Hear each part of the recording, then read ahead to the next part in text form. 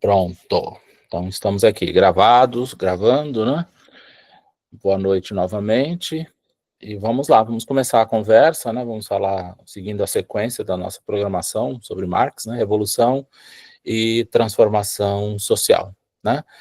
Eu não sei, Mônica, Gustavo e Pablo, qual sequência vocês organizaram? Quem fala primeiro, quem fala depois? Ficou eu, Mônica e Gustavo. Boa Tá, noite, pessoal, novamente. tá bom. Você quer que eu compartilhe aqui o seu... Compartilha, Rubens, eu te passei um link aí. Tá bem. Já vou compartilhar.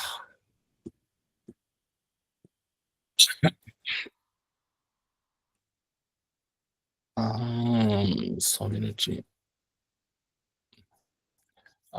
Pablo, a gente só vai ter um probleminha, Pablo, que... Deixa eu ver aqui. Eu posso baixar em PDF também, não tem problema. Eu acho que... não, acho que eu consegui resolver, deixa eu ver.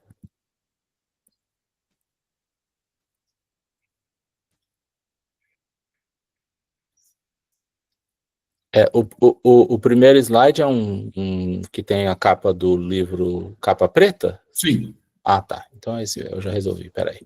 Já compartilho, e aí você já... Esse, né?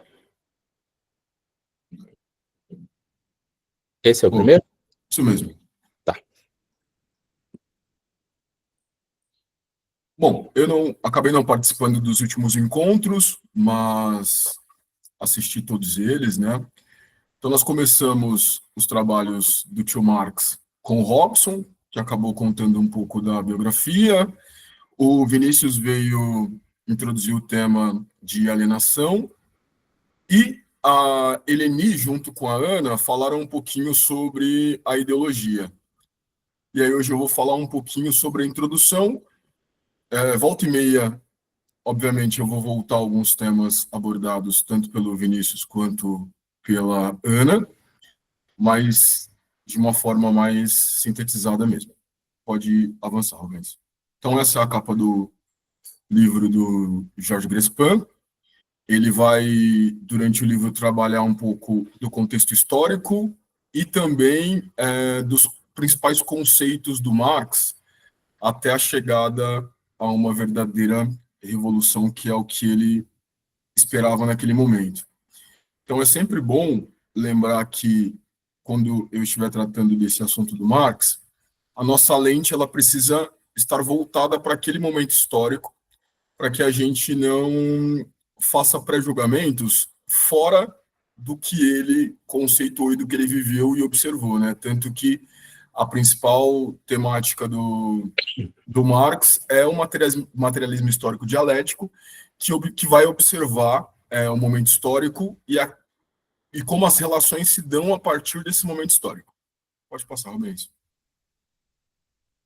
Então, só para falar um pouquinho sobre as revoluções que aconteceram enquanto o Marx ele estava desenhando a ideia dele. Então, nós temos, nesse caso, a Revolução de 1848, que foi a que deu o estopim a tudo isso, mas antes disso nós tivemos um movimento em 1820 na França, depois disso também um movimento em 1830, uma revolução na Alemanha, o Império Austríaco também estava passando por uma revolução, todos eles pedindo um pouco mais de liberdade, né, um governo mais liberal, e também na Polônia a gente estava vivendo um momento em que eles estavam pedindo um pouco mais de liberdade. Pode passar, Roberto. Então, o pensamento do Marx, pessoal, sobre o capitalismo, ele sempre esteve ligado aí a uma transformação radical do sistema, e a jornada dele vai falar sobre isso. Então, o assunto principal dele são as raízes dos conflitos sociais e também a propriedade privada dos meios de produção, que é sobre o que ele acaba teorizando. E nesse livro, o Grespon vai trazer essa fala dele, que ser radical é agarrar as coisas pela raiz. Então, o Marx ele acabou dicotomizando em duas classes, né? Então, a classe dominante e a classe dominada.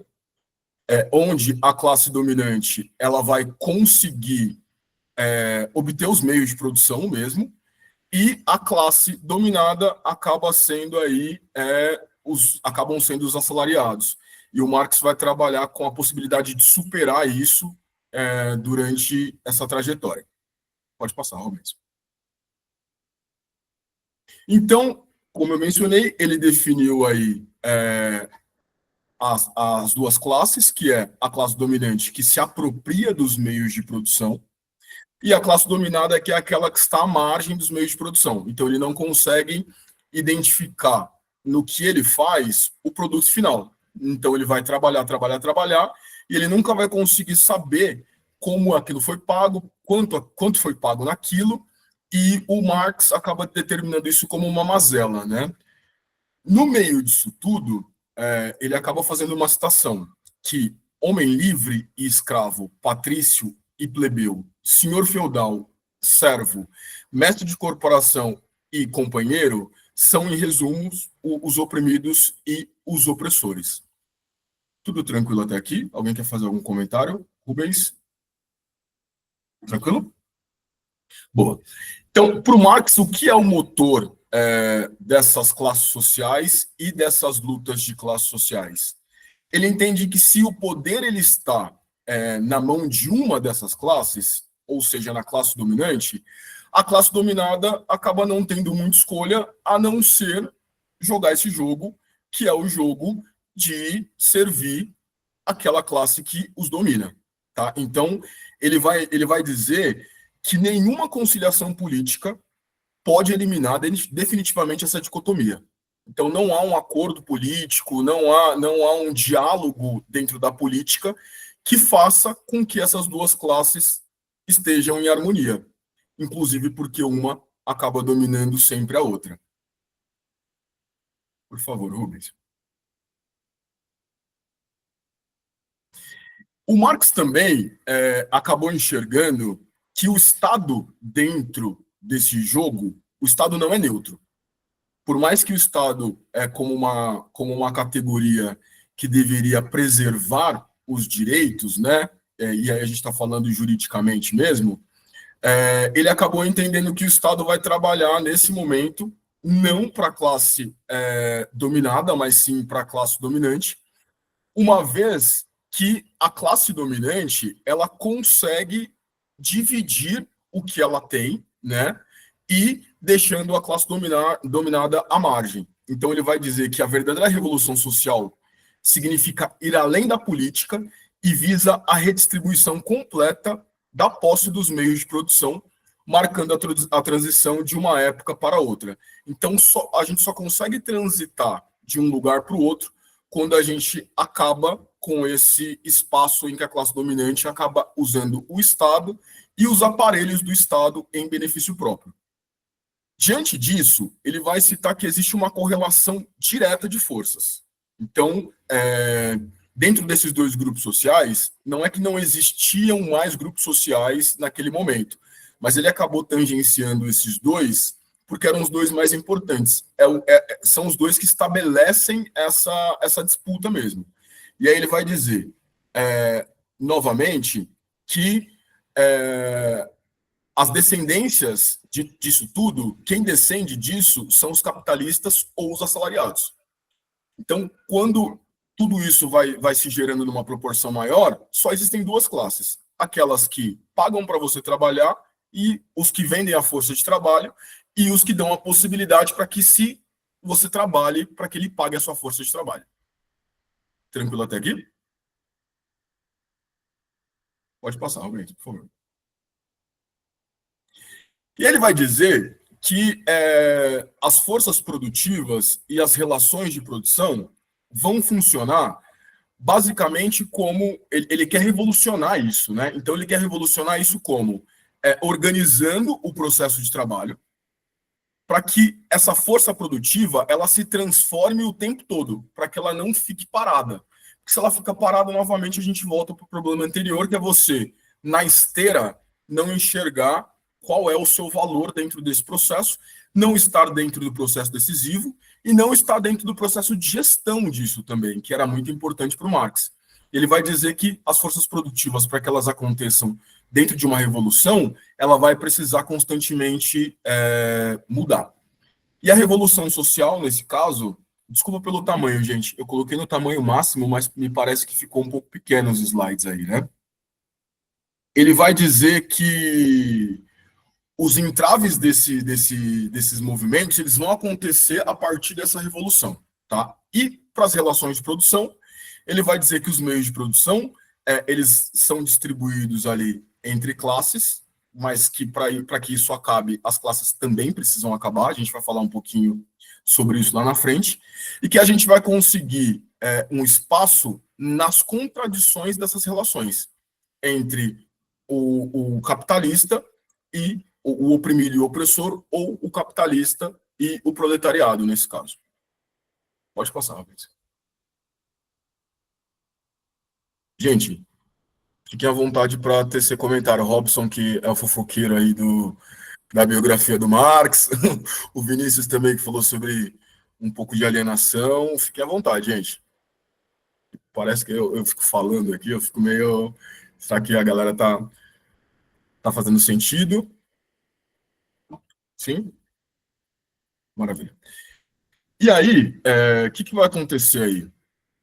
O Marx, dentro do materialismo dialético, ele vai entender como funcionaram os meios de produção até aí. Porque, para ele, a todo momento, existiu esse lugar entre oprimido e opressor, e que em toda fase da história, isso foi desenhado de uma maneira. Né? E aí ele vai dizer que no modelo asiático funcionava de uma maneira, no modelo feudal de outra maneira, no modelo antigo também de outra maneira, até nós chegarmos no modelo burguês moderno, onde o capitalismo, com a propriedade privada dos meios de produção e do trabalho assalariado, que foi objeto de estudo dele, se consolidaram naquela época. E aí tem um texto, né, que ele vai dizer que Marx enfatiza que esses modos de produção representam a história apenas em grandes traços e não formam uma sequência inevitável. Outros modos específicos existiram, como o modelo de produção dos camponeses, proletariados, né, da França do século XIX. Então, a cada momento isso foi se desenhando de uma forma diferente, até que ele conseguiu parar, observar tudo isso e sintetizar isso e conceituar também para conseguir entender como funcionava naquela época a propriedade privada dos meios de produção. Pode passar, por favor, Rubens? Ele vai dizer também que existe um condicionamento histórico. Eu acredito que a Ana Paula tenha falado um pouco disso com a Helene na aula passada. E a citação direta é: os homens fazem a sua própria história, contudo, não a fazem de livre e espontânea vontade, pois não são eles quem escolhem as circunstâncias sobre as quais ela é feita, mas estas lhes foram transmitidas assim como se encontram. Então, como eles não conseguiam fazer parte dessa gestão do chão de fábrica, né? E também não conseguiam fazer a gestão do insumo, da ferramenta, toda a inteligência que corria ali naquela época não estava disponível para eles, então eles começaram a fazer um trabalho muito repetitivo, diferente de um momento anterior em que eles conseguiam ver o processo do início ao fim, né? Então o artesão conseguia entender de onde vinha a lã dele, ele sabia para quem ele ia vender, por quanto ele ia vender, ele fazia numa escala menor, ideia de como funcionava cada etapa. E aí, depois disso, ele passou a não ter essa percepção, que aí nós vamos entrar um pouquinho na questão da alienação, né? Que é a alienação do processo, ele não sabe, alienação do produto, que ele também não sabe, alienação dos outros, que aí ele para de ter essa divisão com o outro, e alienação de si mesmo, que é onde ele não consegue ter um senso de pertencimento naquele lugar. Ele vai dizer que, dentro da dinâmica das classes, que pode acontecer, por exemplo, um fracionamento dentro disso. Então, ele dicotomizou para ficar mais claro, mas eu vou usar um exemplo atual sem sair dessa chave, que pode surgir um novo rico, né? Isso não muda a esteira do negócio. Um novo milionário, isso também não muda a esteira do negócio, porque a relação ela vai permanecer a mesma, ela não mudou, isso não alterou o processo. Então, isso também ele vai trazer, dentro da dinâmica das classes, como uma contradição.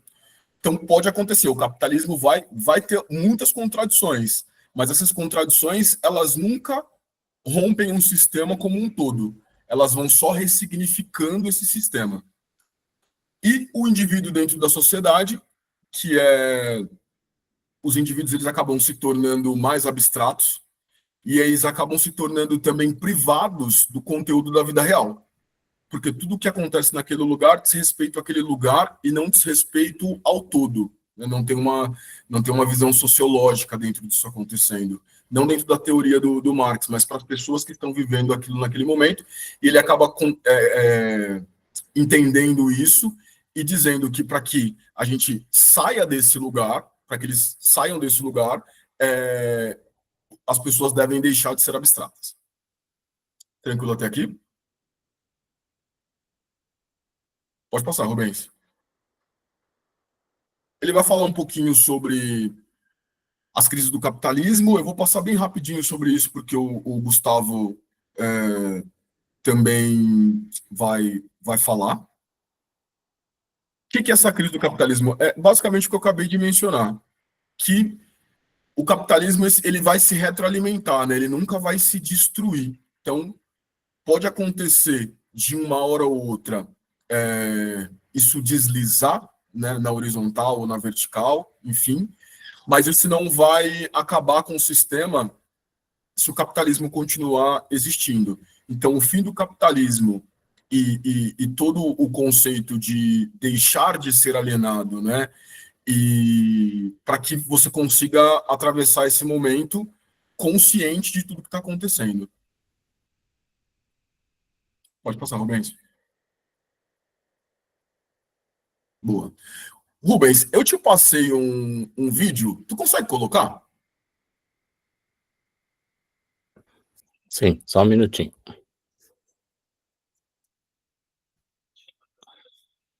Esse vídeo é de uma senhora e eu acho que explica bem o extremo de como as classes ainda continuam funcionando hoje. É claro, dentro de uma outra dinâmica, ainda dentro do sistema capitalista, sim, mas, ao mesmo tempo, como isso perpetua, né? Posso soltar? Pode. Combinou com a rainha. Com o seu look, Dona Maria. O que a senhora achou?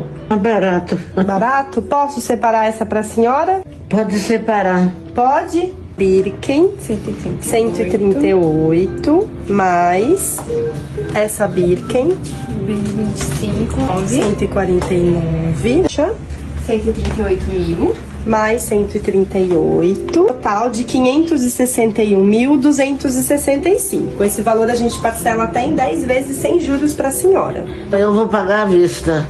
À vista, então, Dona Maria? À vista. Ótimo, então. Vamos separar todas para a senhora e vou te ajudar a levar até o carro, então. Está, né, Dona Maria? É. Então, 561.950 mil. Posso inserir seu cartão? Aqui. Aqui. Agora a senhora coloca a senha, por favor. Deixa eu pegar aqui uma pra você.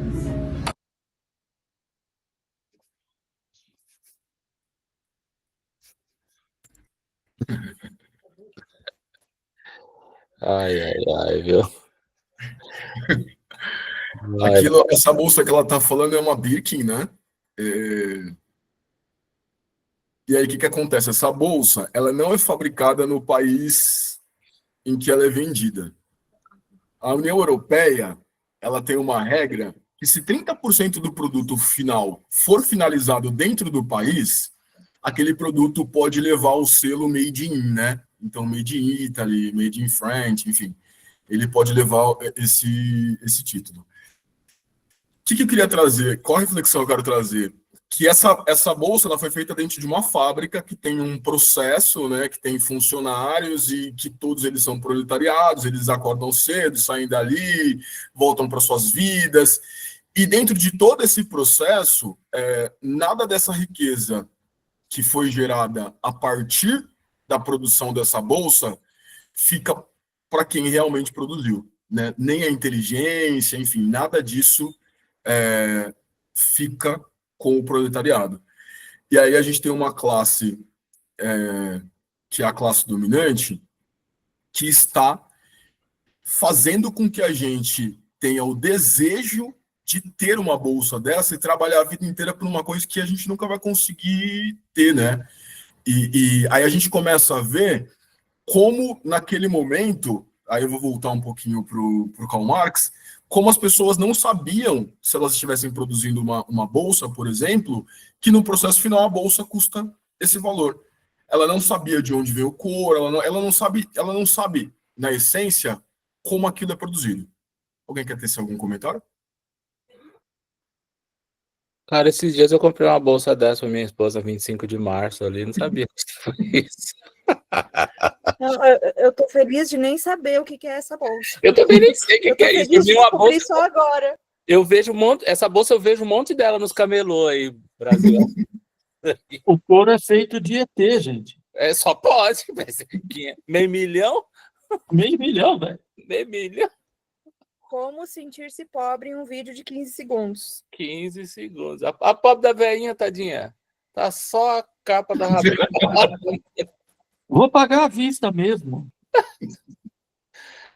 Mas ela tem que gastar o dinheiro mesmo, né, tadinha? Ela vai fazer o quê? Tá dobrando Sabe o que cabo. eu fui garçonete há uns anos atrás, e aí eu atendi o cara, ele pediu para pagar 70 mil no débito no restaurante. E eu achei que isso era o máximo, assim. Eu lembro até hoje, tipo, 70 mil no débito. Agora a mulher passou 500. Viu? Tipo, oi? Viu? E ela fica o dia inteiro, gente, só com esse cartão no débito. É o dia inteiro. E é carro, e é bolsa, e é relógio. Também Não tá precisando de uma neta, não? Essa senhora é dona daqueles baralhos Copag. Sim. Ah, é? Né? Ela está sendo... tem um problema grande acontecendo com ela agora por causa de herança. Ela vendeu... Ela é dona de um apartamento de frente para a praia de Copacabana. Enfim, tem uma reportagem aí falando sobre ela, mas ela é multimilionária mesmo.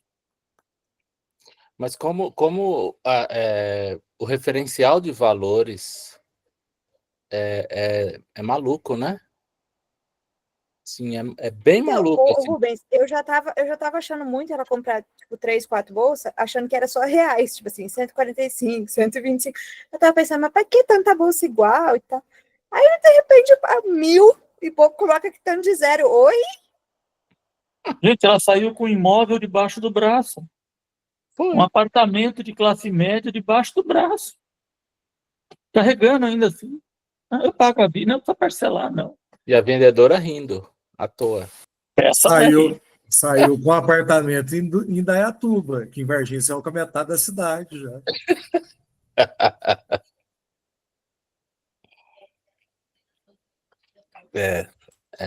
Eu podia ter ficado sem essa. Desculpa, gente. Segue aí, Pablo, segue aí. Eu assisti essa semana e fiquei muito em choque. Eu falei, meu Deus, nós aqui estamos todos em choque também. Isso realmente existe. E aí, depois que nós passamos por toda essa investigação, né, e percepção do Marx, ele vai atravessar isso, e aí pensando sempre na dissolução do sistema capitalista, para um outro tipo de sociedade, que nesse caso é a sociedade comunista. E aí, como ele vai enxergar que isso é possível? Então, ele vai dizer que os indivíduos, eles precisam ter liberdade plena, eles precisam ser verdadeiramente autônomos e independentes, né? Dentro das relações sociais de direito, sem a mediação do fetiche, que é isso que a gente acabou de assistir. Então, existe um fetiche também, o desejo que é gerado através de algo, um produto, um serviço ou uma ideia. Ele precisa que exista uma nova divisão do trabalho, que aí as pessoas possam fazer múltiplas atividades, e o fim das classes sociais, com a socialização dos meios de produção. Tem essa frase final, eu achei bem interessante, eu vou abrir aqui no meu para ler. Não está vendo para ler aí?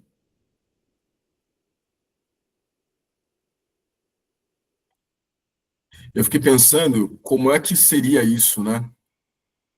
Como é que seria possível? Um lugar onde você não seja simplesmente reconhecido pela sua profissão, né? Que você não seja, por exemplo, o Pablo estudante hoje, ou o Pablo professor, que você esteja para além disso. Então, na sociedade comunista, segundo Marx, a pessoa poderia fazer isso ou fazer isso hoje, amanhã aquilo, de caçar pela manhã, pescar à tarde, à noite dedicar-me à criação de gado, criticar após o jantar, exatamente de acordo com a minha vontade, sem que eu jamais me torne caçador, pescador, pastor ou crítico. Esta visão contrasta com a sociedade capitalista, onde a profissão classifica e limita um indivíduo. Então, isso é de uma grandiosidade mesmo, que você está para além do que você tem de conhecimento, né, das suas habilidades, das suas aptidões. Você está para o mundo, porque o mundo pode precisar de você em qualquer uma dessas posições, e você precisa estar pronto naquele momento. Bora lá, Rubens.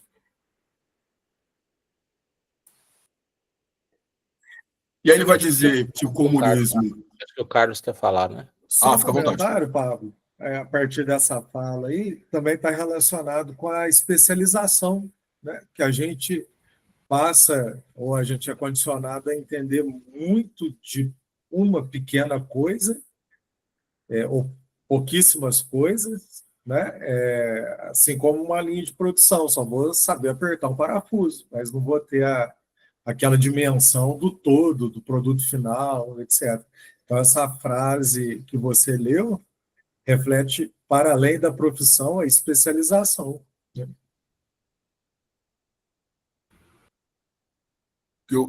Hoje, né, Carlos, o mundo atual te pede isso, né? Se você está fora disso, você perde as oportunidades por não ser especialista em algo. E aí, essa proposta é realmente totalmente oposta. Porque ela diz que você ser especialista faz com que você automaticamente feche os olhos para outras oportunidades que estão disponíveis para você também, que você não precisa ser exatamente aquilo, né? Você pode ser múltiplas coisas. Obrigado pela contribuição, Carlos. E aí, o Marx, depois no comunismo como um movimento real, ele vai dizer que o comunismo não é uma utopia, que ele também não é teológico, que ele é um movimento real e que ele está automaticamente enraizado no presente, depois dessa queda de classes e também da queda do capitalismo. Porque é enraizado no presente. Ele vai dizer que essa raiz do presente... Só um momento. Que essa raiz do presente é a superação das condições existentes, né? Então, ele espera que, naquele momento, isso seja alcançado, e aí ele vai dizer também que o comunismo não é um estado de coisas que deve ser instaurado, é um ideal para o qual a realidade deve se direcionar. E aí, então, nós chamamos de comunismo um movimento real que supera o estado das coisas atual. E aí não se trata de uma utopia imaginária ou força teológica, mas um movimento enraizado nas contradições do próprio capitalismo. Então, esse enraizamento ele precisa ser nas contradições, para que a gente consiga encontrar aí, nesse caso, as fissuras para atuar e desmontar esse sistema. Bom, é isso que eu tinha para trazer para vocês hoje.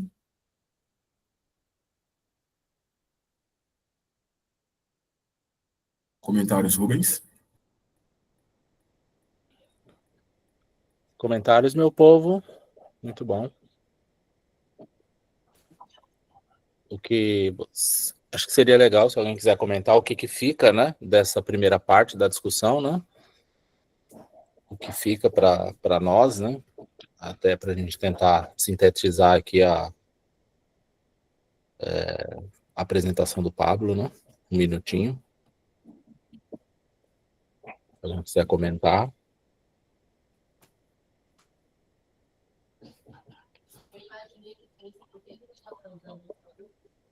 Além da questão da Bolsa, Para além da Bolsa que foi além da Bolsa, é verdade. Eu acho que, para mim, aqui, o ponto mais marcante dessa história foi a questão do ciclo, né? O ciclo dos meios de produção e do processo, e essa falsa ideia que nós trazemos hoje em dia em razão de mídia, né? Do que é o comunismo, né? O comunismo de Marx não tem nada a ver com o comunismo midiático que a gente tem aí. Eu acho que essas duas são dois pontos aí que deixaram são importantes e relevantes aí do que o Pablo trouxe. Legal, muito bom. Mais alguém? Gabi? E acho que também essa ideia que o vídeo da Bolsa deixou muito claro, né? Do capitalismo como um sistema irreal e impossível de se manter, e o comunismo como algo que é possível, porque tem aquele negócio, né? É mais fácil imaginar o fim do mundo do que o fim do sistema capitalista, mas se a gente começa a estudar, a pensar, se debruçar sobre, começa a ver que é possível, né? Longe de ser fácil, mas é possível. Eu não me lembro, não sei se o Vinícius vai lembrar, se a gente programou para falar de fetiche também, né? O Pablo deu uma... Vamos, né? O Pablo deu uma tocada na coisa do fetiche, com o exemplo da Bolsa, né? Mas vai ser legal a gente depois falar em mais profundidade, né? Eu acho que tem duas coisas, assim, que me chamou a atenção, né? Que se a gente pensa numa verdadeira reestruturação de toda essa confusão social que a gente vive, né? Toda esse lamaçal social que a gente vive, né? Isso precisa extrapolar os limites do que a gente conhece hoje como política, né? Não a política lá nas suas origens, né? No sentido clássico, né? Como a arte do bem viver, né? O politicon, né? Não essa, que essa já se perdeu faz um bocado de tempo, né? Mas a política no sentido totalmente sujo que a gente vê hoje em dia. A gente precisa extrapolar esse limite, ultrapassar esse limite para conseguir, de fato, fazer algum tipo, ou se efetivar algum tipo de mudança. E uma outra coisa bem legal que é bom a gente lembrar, né? Acho que é quando, na sua apresentação, Pablo, você lembra que para Marx nós temos duas classes, né? Burguês e proletariado. Depois, na teoria marxista, a gente expande e aí bota aí no meio do caminho a classe média, né? Traduz-se como a classe média, que é o proletariado em transição, tentando se tornar burguês, né?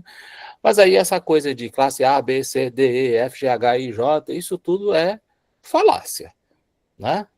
Nós todos aqui, nesta sala feliz, 14 pessoas, somos todos proletariados, né? Ninguém aqui detém os meios de produção. Ninguém é patrão, né? Todo mundo aqui é proletariado. Não sei se alguém aqui é classe média, se está tentando sair do proletariado para virar burguês, não sei. Talvez esteja. Alguém talvez esteja economizando para comprar uma bolsa de 500 mil e não falou. Né? Mas eu acho que isso é legal a gente entender essa distância, porque tem pessoas, né, que o camarada, né, Robson? O cara anda de carro, tira um carro 0 quilômetro, pagando não sei quantas prestações, chega na universidade com aquele carrão, ele já se acha classe alta. Né? Ele é proletariado, filho. Ele depende de alguém pagar o salário dele. Ele vende o serviço dele, ele vende o trabalho dele, né? É isso, é simples assim. Por mais dolorido que seja, somos todos proletariados, é só aceitar. Ô Rubens, pegando o seu gancho, tem um assunto bem em voga depois vocês pesquisem, que é o Old Money. Não sei se vocês já ouviram falar. Que são os ricos que não aceitam os novos ricos. Eles não têm espaço dentro do espaço deles. Você pode ter o mesmo dinheiro que eles, você pode ter a possibilidade de frequentar os mesmos lugares, mas eles não querem você lá. Então, assim, mesmo nesse sistema de transição onde você sai do proletariado e assume uma classe mais alta, você não pertence, né? Então, para eles, com dinheiro ou sem dinheiro, você continua sendo um proletariado porque você não nasceu com dinheiro, que é o que eles julgam ser capitalista nesse caso, né? Isso é muito legal, né? Eu me divirto com essas cafonices da sociedade. Quer dizer que se o cara ganhar a Mega Sena, meio bilhão na Mega Sena, ele continua sendo pobre.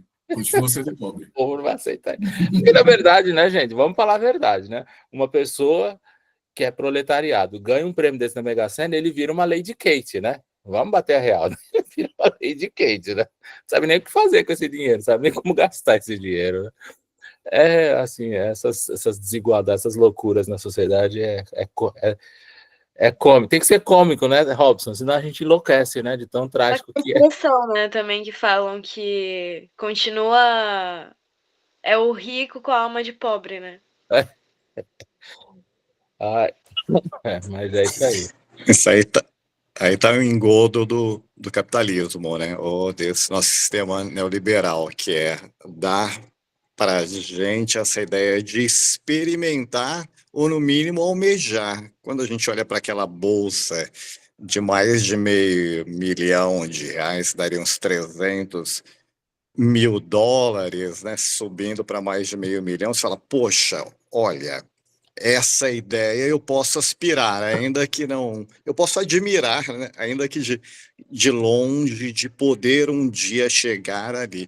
E olha o que interessante, não é à toa, porque ao longo da história, essa transição de uma sociedade burguesa, no modo de produção capitalista, ela ataca e ataca ainda hoje de forma mais virulenta e odiosa a possibilidade de pensar a uma sociedade sem classe, ou ainda que dentro do capitalismo, uma ideia de se é que é possível de humanizar aquilo que é feito para nos destruir, né? Então, não é à toa que a acumulação não se permite a distribuição.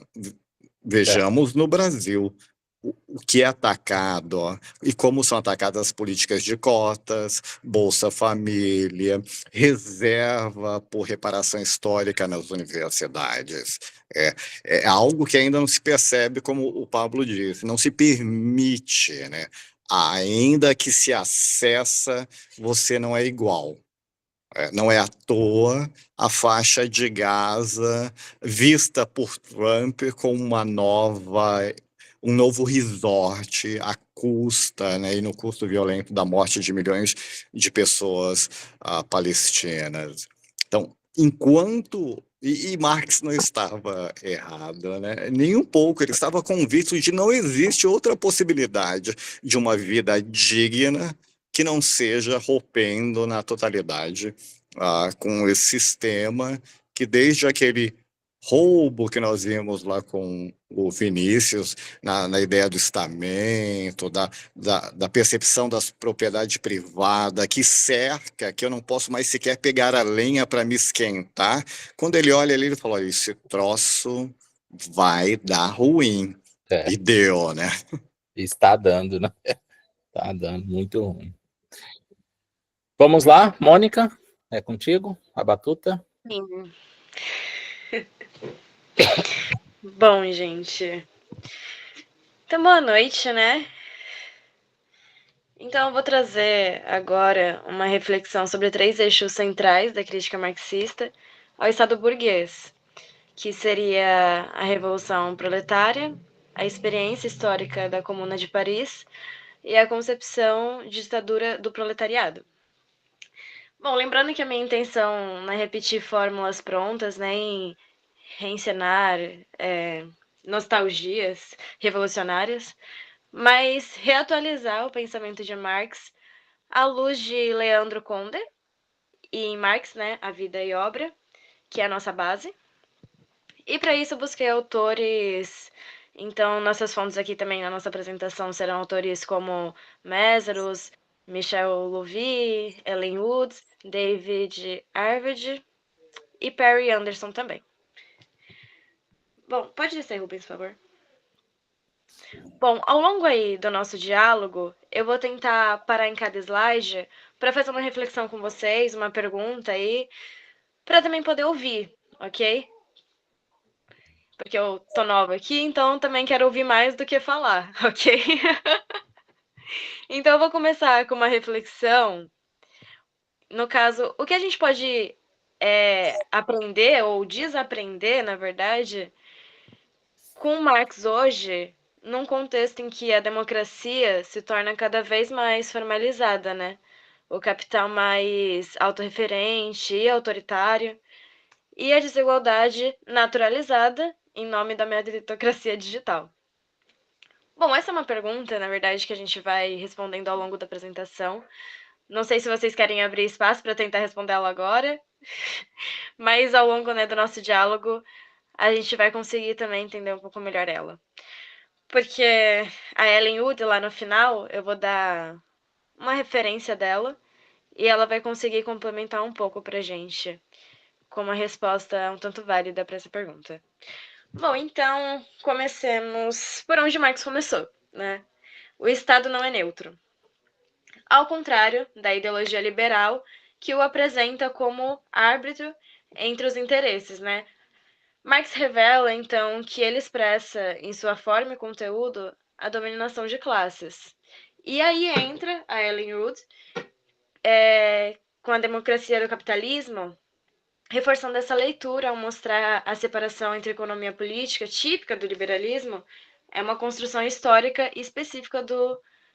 É uma construção histórica típica do neoliberalismo, que serve para blindar a esfera dessa democracia, para blindar a referência. Então, o Estado moderno, que emerge com força após a Revolução Francesa, legitima a propriedade privada e organiza aí juridicamente as construções de exploração. Então, para Marx, a cidadania política, no caso, o direito de votar, de se expressar, esconde a construção material do trabalhador, que continua alienado, e também despropriado dos seus meios de vida e subsistência. Então, Konder observa que, para Marx, a autêntica não está nos direitos civis abstratos, mas nas operações de estrutura materiais que obriga a maioria a vender sua força de trabalho em troca da sobrevivência. A liberdade liberal é a liberdade do capital de explorar e acumular, né? E cercar e excluir também, né? Como o Pablo estava falando. E aí a gente entra aí com uma pergunta, no caso, vocês consideram a democracia liberal um espaço possível para a gente conseguir transformações profundas? Ou ela é uma espécie de jaula dourada, onde a gente pode circular, porém não mudar as regras do jogo? Vou abrir aí para vocês. No. Vai lá, gente. Pergunta para os universitários.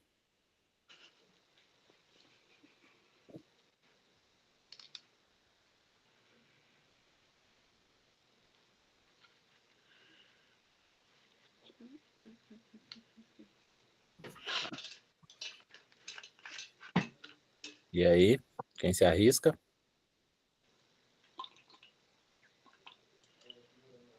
Repete a pergunta, Mônica, que você acha que deu uma rasteira na galera aqui, viu? Tô desconfiado. A gente pode passar para frente também. Bom, então seria... No caso, vocês consideram a democracia liberal um espaço possível para que a gente possa fazer transformações? Ou ela é uma espécie de jaula dourada, que seria, tipo, onde a gente pode circular, porém a gente não pode mudar as regras do jogo?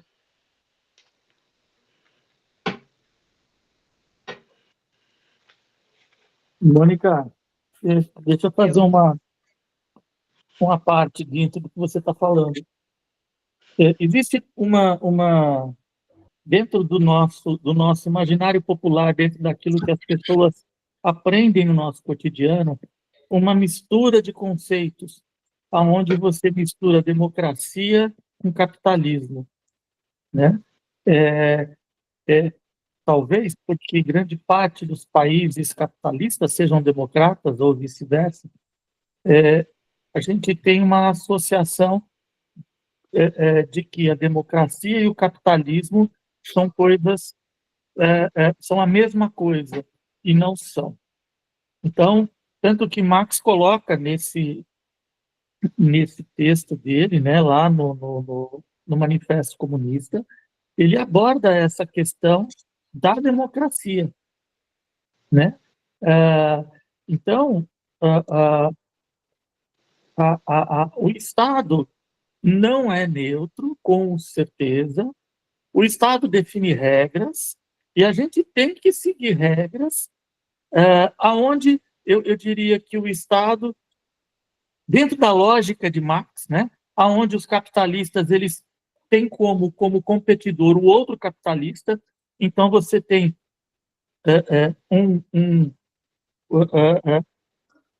aquele que tem dinheiro compete com aquele que tem mais dinheiro, mas todos eles competem com o que tem mais dinheiro de todos, que é o Estado.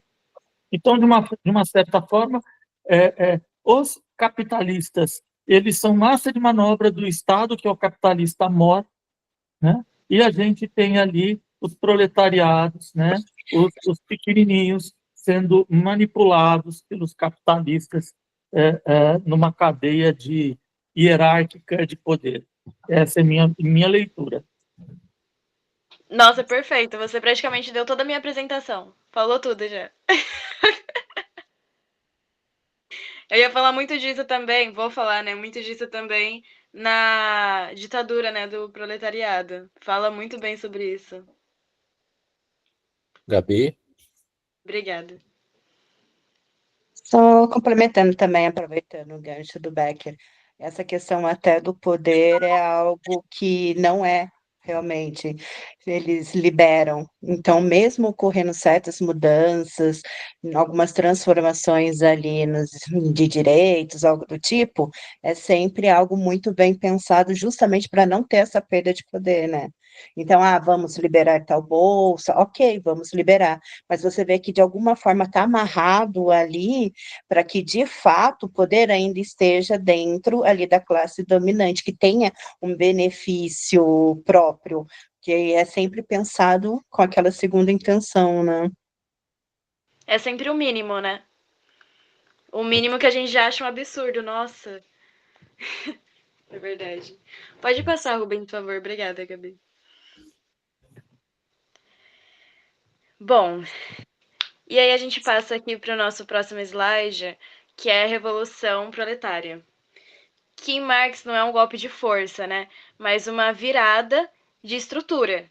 Então, enquanto a Revolução Burguesa se contém em substituir monarquias por repúblicas, mantendo, né, intacta a propriedade privada, a Revolução Proletária visa abolir as condições materiais da exploração, em especial a separação entre produtores e meios de produção. E aí Condor ressalta que Marx via a Revolução como que Marx, no caso, via, né, como um processo contraditório em que ruem velhas formas de sociabilidade e emergem práticas emancipatórias. Então, não se trata de tornar o Estado burguês, como o Pablo tinha falado também na apresentação dele, e administrá-lo, né? Mas de criar um novo tipo de poder político enraizado nas massas, orientado à emancipação universal, no caso. E aí, a gente pode falar sobre David Harvey, que em 17 Contradições e o Fim do Capitalismo, ele destaca que a revolução não é um ato isolado, é um processo de transição longo, instável, cheio de contradições internas, em que forças do velho mundo coexistem com experiências do novo. Então, a ruptura revolucionária, portanto, exige mais que indignação, exige formas organizativas capazes de sustentar a transição e impedir a captura pelo burocratismo. E aí a gente pode pausar um pouco e refletir um pouco sobre, será que ainda podemos imaginar uma revolução que não seja caricata? Então, quando a gente fala de revolução hoje, o que nos vem à mente? Ruptura ou caos? Pode passar, Rubens, por favor. Não sei se alguém queria responder essa parte. Posso dar continuidade? Ou pode? Tá bom. Bom, então a nossa próxima parte vai falar sobre a Comuna de Paris, que foi para Marx a prova viva de que os trabalhadores podiam criar uma forma de poder radicalmente nova. Em apenas 2 meses, no caso de março a maio de 1871, os comunardos implantaram medidas avançadas. Então, no caso, revogabilidade dos mandatos, remuneração de servidores, limitada, no caso, ao salário médio de um operário, a separação de igrejas também de estados e a gestão coletiva de serviços. Então, Marx, inicialmente cético, reconheceu em A Guerra Civil na França que a comuna era um modelo embrionário de ditadura do proletariado. Não no sentido autoritário, mas como exercício direto de poder pela classe trabalhadora. Então, o estado da comuna não era o fim em si, mas uma transição para a autogestão da sociedade. E aí, Leandro Conder observa que, após essa experiência, Marx abandona a tese da tomada do Estado burguês por via democrática. A Comuna revela que o Estado burguês não pode ser redimido, ele precisa ser superado. O filósofo, professor também, crítico severo do capitalismo, o Mésaros, em Para Além do Capital, ele vai mais longe, né? Ele realmente vai mais além. Sem a destruição das formas institucionais do capital, como o Estado, a propriedade e a visão técnica do trabalho, toda tentativa de emancipação será abortada. Então, aí, por fim, a repressão brutal da coluna mostra que, quando ameaçada, a burguesia ocorre sem pudor à violência. Então, mais de 20 mil mortos em uma semana em nome da ordem. Então, isso aí, gente, faz a gente pensar hoje alguma prática política que se aproxime da lógica do comuna. Por exemplo, conselhos populares, orçamentos participativos, assembleias territoriais. Seriam herdeiros possíveis dessa experiência? E aí, pode baixar, Rubens, por favor? Bom, e aí a gente parte para outro ponto, que é a ditadura do proletariado, que bate muito com o que o Pedro estava falando. Na verdade, a expressão, né, ditadura do proletariado, carrega muitos equívocos, né? Parte deles históricos, parte semânticos. Para Marx, né, primeiramente, ditadura aqui não significa repressão unilateral, mas primado de classes. É a afirmação do poder político dos trabalhadores como força transicional para uma sociedade sem classes. Ok. E aí Engels, em Carta a Bebel, já afirmava que quanto mais democrático for o poder operário, menos ele se assemelha ao Estado tradicional. Então, a verdadeira democracia, para os marxistas, só é possível com o fim das desigualdades materiais, que torna a desigualdade política uma ficção, né? Acho que o Pablo também comentou sobre isso na apresentação. E aí Conder enfatiza que a ditadura do proletariado não deve se eternizar. É um poder de passagem, cujo objetivo é abolir as próprias condições de sua existência. Então, quando isso não acontece, como em muitos socialismos reais do século XX, ele se converte em tirania burocrática. E aí, novamente, lá, o professor e filósofo Mésaros nos alerta que a transição socialista exige a superação do modo de controle metabólico do capital. Então, isso significa romper com a lógica de separação entre produtores e decisões, entre saber técnico e prática cotidiana. Só a autogestão e a planificação democrática podem evitar que a nova ordem reproduza os vícios da antiga.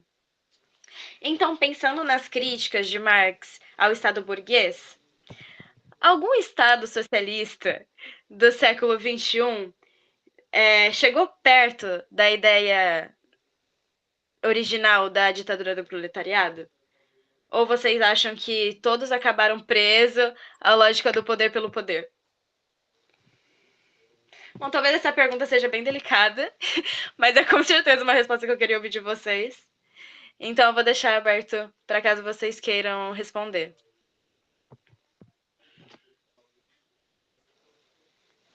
Bora, gente.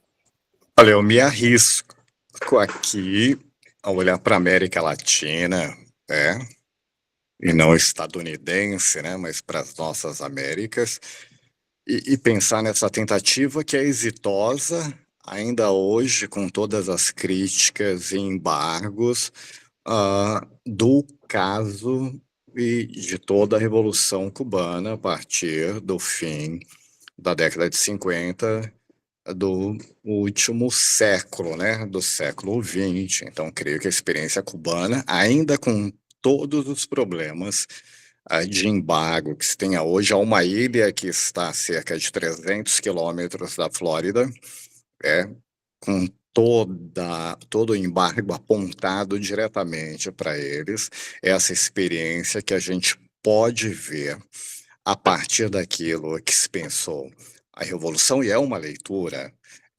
marxista, bem dita à época por Fidel e Che, e com o avanço de Che, e agora com a nova presidência, com a morte de Fidel, que tem levado a curso ou em curso essa ideia de uma revolução que pode ser uma revolução popular, e que por isso e por ter dado certo e por ter feito os coletivos, conselhos, a escuta popular, a possibilidade da educação pública, de se pensar a realidade social a partir dos movimentos populares, tem sido atacado. Veja, o fascismo no mundo diz, não está contente aqui, vai para Cuba. E eles não conhecem quase nada ou nada de Cuba. Então, creio que se a gente olha para a América Latina, Cuba, se a gente olha para a Ásia, nós temos a experiência do Estado Popular da China, que hoje, com um discurso e muitas críticas, dizem, mas a China já não é mais uma ideia de um pensamento político, ideológico visto no comunismo, mas traz essa ideia que está lá na ditadura do proletariado de Marx, que eu não posso fazer essa transição e a revolução a partir de Mao Tse sem considerar os mecanismos ou os ingredientes que estavam ali de uma sociedade burguesa no modo de produção capitalista.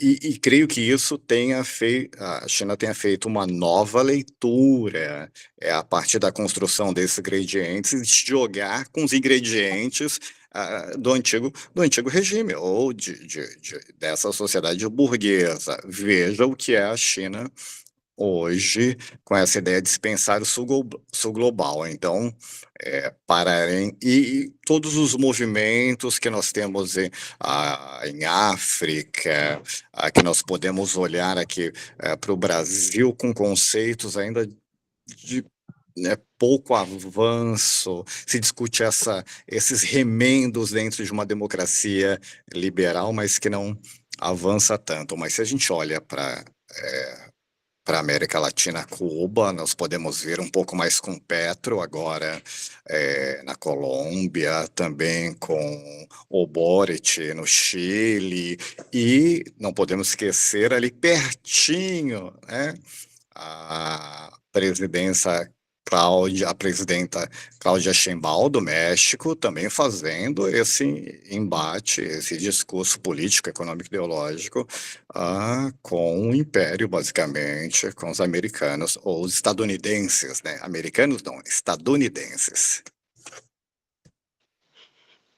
Obrigada, Robson. Muito bom. Mais alguém? Acho que a gente vai ter que avançar um pouquinho, Mônica, com as horários. Vamos. Pode passar. Bom, e agora a gente tem um slide aqui com atualizações e reinterpretações, né?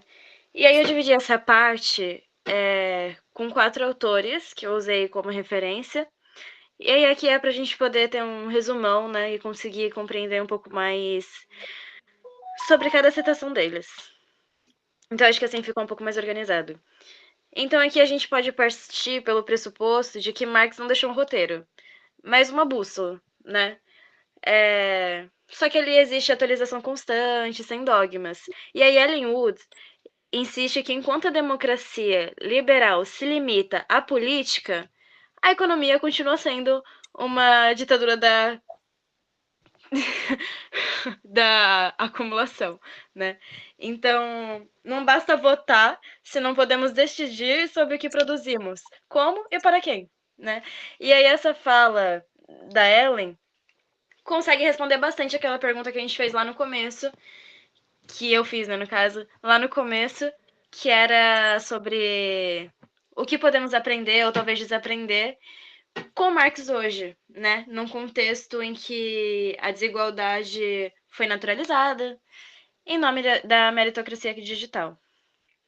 Então também temos Michel Louvi, que propõe o marxismo libertário, isso é, no caso, anti-autoritário, internacionalista, ecológico também, né? Então, para ele, o marxismo deve ser uma crítica permanente, inclusive de si mesmo. Então, o risco é transformar o pensamento revolucionário em ideologia estatal. E aí, Konder, né, para nossa análise principal, ele resgata o espírito emancipador de Marx, no caso, contra o dogma que transformou seu pensamento em religião circular. E aí, Marx, segundo ele, nos ensina a pensar historicamente, a confiar das verdades absolutas e a manter viva, né, a tensão entre teoria e praxis. E temos também Mesaros, né, que a gente falou bastante também, que insiste que a superação do capital exige não somente nova economia, mas nova ontologia social. No caso, relações baseadas em solidariedade, controle consciente, do metabolismo social. E tempo livre também, né? Principalmente desenvolvimento humano pleno. E aí, pode baixar, Rubens, por favor? Eu deixei essas ideias lado a lado porque eu queria fazer uma pergunta base, que é qual dessas ideias de Marx ainda resiste ao tempo? E qual vocês acham que precisa ser reconfigurada? Então a gente pode concluir que a revolução comuna, ditadura do proletariado, 3 conceitos que unidos, né, no caso, nos desafiam a pensar criticamente a Estado e a democracia sobre o capitalismo. Eles revelam que não basta mudar os ocupantes do poder, é preciso reinventar as formas do poder. E aí Konder nos convida a pensar sempre: a quem serve o Estado? E quem pode transformá-lo? Hoje, né, diante de um capital algorítmico de formas de opressão digitalizadas e de uma democracia reduzida à gestão de danos, Marx continua incômodo. E é justamente por isso que continua necessária. E aí eu deixo uma reflexão final para vocês, que é, se Marx estivesse aqui, o que ele acharia, né, sobre a nossa forma de fazer política? Que ideias dele ainda fazem sentido no mundo da vigilância, das fake news e da mercantilização da vida? Pode baixar, Rubens. Esse próximo slide eu coloquei as referências, então eu recomendo fortemente, né, a leitura de Marx, Vida e Obra, que foi a base principal, né, de Leandro Konder. Ele tem bastante clareza ali, profundidade também.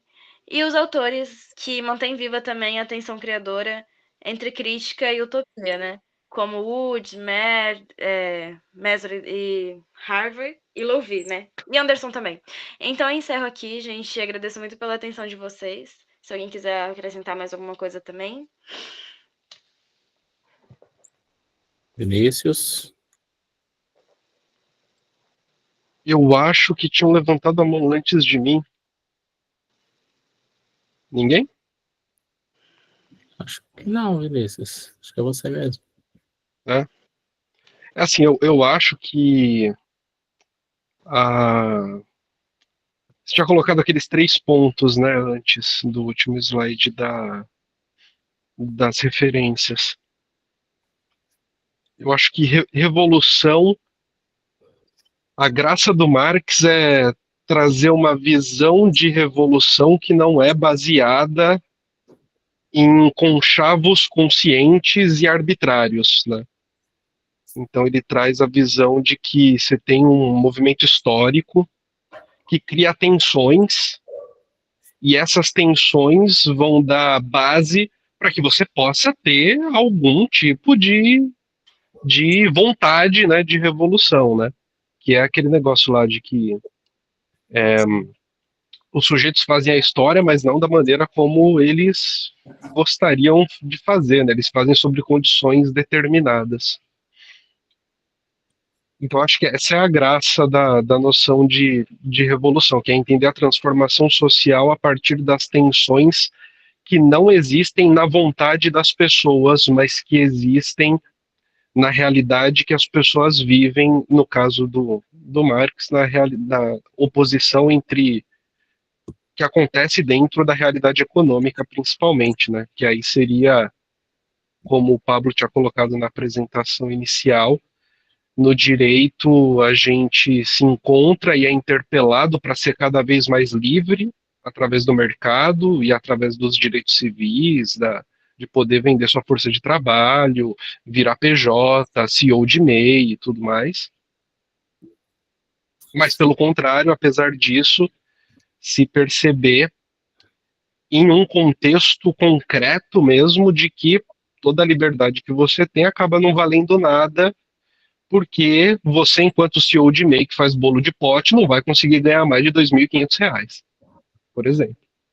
Sendo bem direto, né? Sendo muito direto. Então, isso é o... Precisa, né? Precisa disso. Precisa ser direto, precisa ser franco. E aí, isso é uma versão micro da oposição macro, que é de capital e trabalho, né? Que é de capital e trabalho, que é desenvolvimento das forças produtivas e empobrecimento do trabalhador. Então, isso eu acho que é um conceito que, do ponto de vista marxista, se mantém como uma das maneiras de interpretar o que é uma revolução, o que é uma transformação profunda. A revolução em si, ela sempre vai existir porque as coisas mudam, né? Porque as coisas simplesmente mudam drasticamente toda hora, todo momento. No caso da Comuna de Paris, eu entendo que é uma experiência de autogestão, assim, acima de tudo. E aí o movimento zapatista é algo que traz para a gente uma experiência concreta, fortemente militarizada, justamente para não cometer os erros da Comuna de Paris, no sudeste do México. O movimento zapatista ele é uma demonstração prática e não idealista, né? Não idealista. Idealista eu quero dizer no sentido de não é de bom coração, né? A região de autogestão do movimento zapatista, ela não é do jeito que é porque as pessoas têm um coração bom e querem um lugar feliz para viver. Evidentemente elas querem um lugar feliz para viver, evidentemente. Mas acontece da maneira como acontece, como uma resposta prática a uma necessidade de autogestão. E aí você acaba precisando de militarização, por exemplo. Porque senão o exército mexicano invade o lugar e mata todo mundo, por exemplo. Uhum. Questão prática, assim. Então a comuna, enquanto autogestão, eu acho que é um bom exemplo ainda. e que é diferente de pensar, na minha opinião, né, de pensar de autogestão, tipo assim, de um coletivo dentro da cidade, um coletivo político, é diferente de pensar de autogestão de uma instituição. O Foucault ele tem um conceito que é de heterotopia. Heterotopia é um contraespaço, que está situado, e essa é a parte mais importante, está situado dentro do espaço normatizado. Então, a heterotopia, ela não é um espaço total, né? Não é um contraespaço total que está em oposição aos outros espaços. É um espaço no miolo de um espaço normatizado. Então, se a gente pensa num coletivo político que tem ali regras diferentes, é muito mais uma heterotopia do que exatamente uma heterotopia com uma autogestão do que um espaço político de autogestão, etc, né? Com uma autonomia, tipo assim, com visão de totalidade e tal. E aí eu acho que a autogestão da Comuna de Paris, talvez o movimento zapatista possa entregar um gostinho para a gente, pelo menos no auge dele, né? No auge da sua existência. Sobre a ditadura do proletariado, acho que essa é a questão, né? Porque a sociologia, ela vai para um caminho que, para classificar a classe social, fica muito mais complexo do que só duas classes. E aí fica muito mais complexo falar de ditadura do proletariado nesse sentido. Por exemplo, na apresentação anterior, teve o lance do old money, né? Eu não acho que dá para explicar old money a partir de Marx, na minha opinião. Na minha opinião, old money você consegue explicar, por exemplo, a partir de Pierre Bourdieu, capital cultural, capital simbólico, capital social, entendendo que o velho rico, ele tem um capital social que o novo rico não tem, e se Deus quiser, nunca terá, né? Tipo assim, se Deus quiser, nunca vai ter. Nunca vai ter as ligações necessárias para transformar o capital social em capital econômico, para transformar um casamento entre famílias em um negócio, por exemplo. Então, acho que tem isso. Mas o que eu acho mais relevante dessa ideia toda, né, que foi apresentada até aqui por vocês dois, é que a ideia de o que vai ser o comunismo nos textos do Marx, eu entendo que é muito mais uma ilustração, uma tentativa, sabe? Uma tentativa de observar pontos que são cruciais dentro de um sistema capitalista. Por exemplo, a gente tem que ficar 8 horas por dia fazendo a mesma coisa todo dia. Isso é uma coisa, assim, inquestionável, mas é inquestionável no dia a dia, né? Parece que é natural, mas, porra, obviamente é uma coisa a ser questionada, por exemplo, né?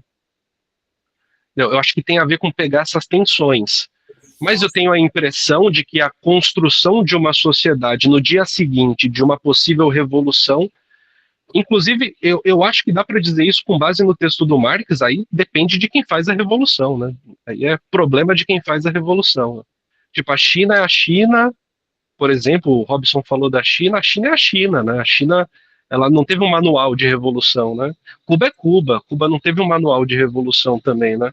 As coisas vão se dando da maneira como podem se dar, dentro dos limites e principalmente dentro dos conflitos, muitas vezes militares, que existem sob esses estados que tentam fazer alguma revolução. É isso. Show de bola, Vinícius. Vinícius, quando você fala da heterotopia Foucaultiana, né, como contraespaço, né, e aí a gente está trazendo aqui o Foucault, essa heterotopia, como esse espaço não de contradições, mas um espaço de embate, um espaço de resistência, um espaço de ambivalência, um espaço de contraposição a esse macro, né? É essa a ideia que você traz para a heterotopia Foucaultiana, né? Exato, e que ela se sustenta no miolo desse macro que, enfim, que está ali dando a norma, né? E tentando subverter e reverter a norma desse espaço macro. Pode ser. O estudo do Foucault da heterotopia não necessariamente é relacionado ao estudo da resistência, Aí, Tá. por exemplo, casas de prostituição são exemplos de heterotopia que o Foucault dá. Cemitério é um exemplo de heterotopia. O fundamento da coisa é, as regras na heterotopia são diferentes. Então, um sujeito que entra num espaço heterotópico, ele se despe do status dele fora desse espaço. Tá. Então, por exemplo, eu sou doutor em sei lá o quê, pós-doutor em sei lá o quê. Entrei no acampamento do MST, meio que tanto faz, né? Aham. Meio que isso perde o seu valor. Eu achei bem interessante quando a Mônica falava, já te passo o Gustavo. Gustavo caiu? Acho que caiu. Eu acho que bem interessante, Mônica, quando você falava sobre... Teve um slide que você apresentou, né? Da estrutura. Não adianta você trocar as pessoas no poder se você não fizer uma revolução radical, uma troca radical da estrutura do poder. E aí isso me fez lembrar, e aí me corrijam, por favor, gente, se eu estiver falando uma besteira do planeta aqui, né? Mas me fez lembrar da Revolução Bolchevique, né? Que no cerne ela tinha... ela estava muito bem organizada, funcional, mas a sensação que eu tenho quando leio é que, com o tempo, ela foi perdendo a força e foi tomando outros caminhos por conta da estrutura antiga de poder que não foi totalmente revitalizada, revertida, pensada em outra plataforma, né? Não sei se estou falando bobagem, mas quando a Mônica traz esse slide, me lembra muito da Revolução Bolchevique, né? Aí é uma pergunta mesmo que eu faço para vocês, né? Se faz sentido, né? Essa comparação ou não, né?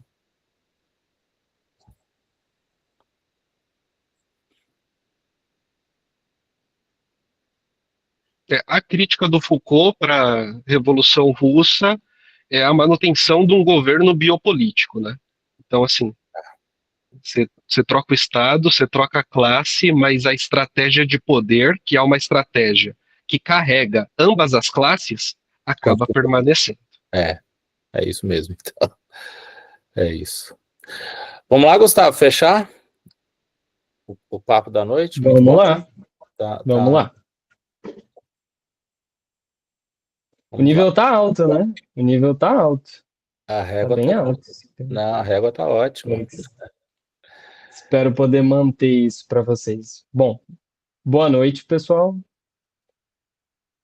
Eu fiquei aqui com uma parte bem tranquila do trabalho. Os meus colegas veteranos deixaram para mim, estou no primeiro semestre, a parte mais tranquila da noite para falar. E vamos lá com o Manifesto Comunista, tá?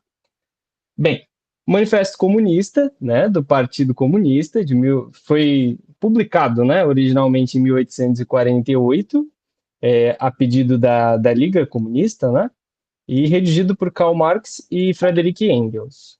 E ele expõe os objetivos, as tendências do já reconhecido como força política comunismo, que assim como a charge, a imagem mostra ali, já assombrava a Europa, e é assim que ele começa, né, dizendo que um espectro assombra a Europa, o espectro do comunismo.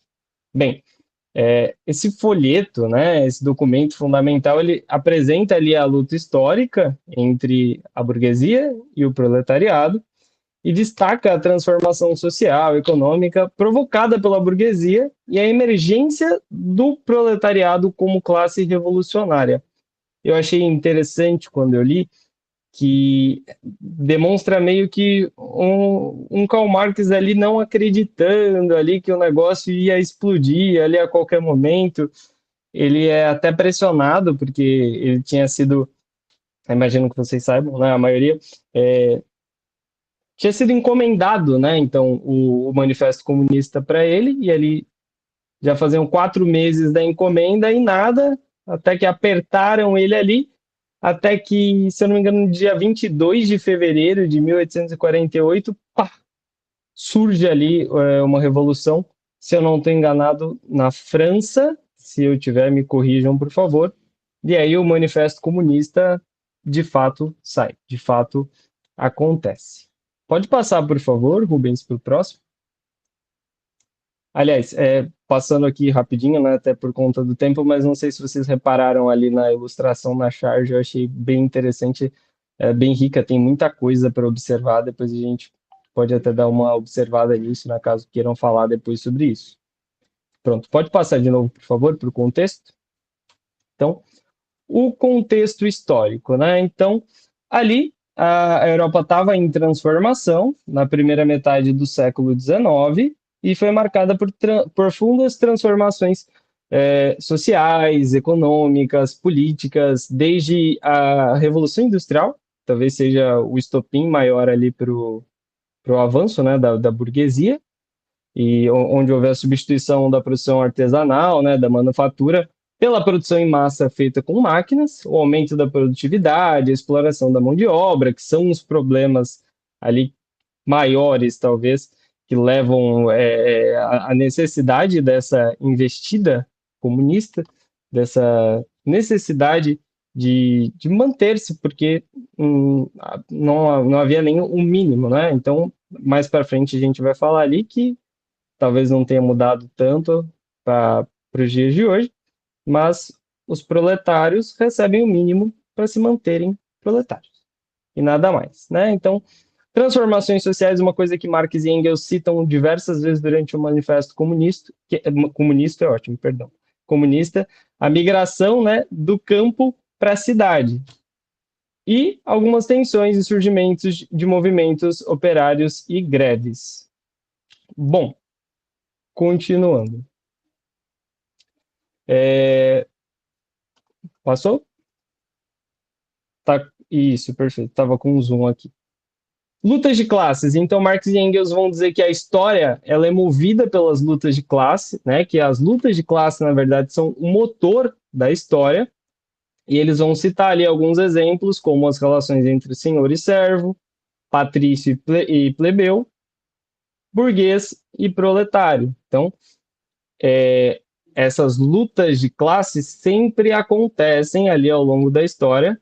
Ao meu ponto de vista, era uma forma ali do Marx e do Engels de tacarem o fogo, de começarem a atacar o fogo, a motivar, a mostrar que isso é uma coisa que sempre acontece, apesar do capitalismo parecer que se ele falhar, se ele deixar de existir, o mundo colapsa. Pelo visto, me surpreendeu bastante, porque é algo que já é visto com essa lente há muitos séculos atrás, mas não. Na verdade, sempre houve a luta de classes e sempre houve uma classe superando a outra, né? E a opressão. Sempre houve opressores e sempre houve oprimidos. Passando bem rápido, porque o Pablo já falou sobre isso também, né? Pode passar, por favor. Isso.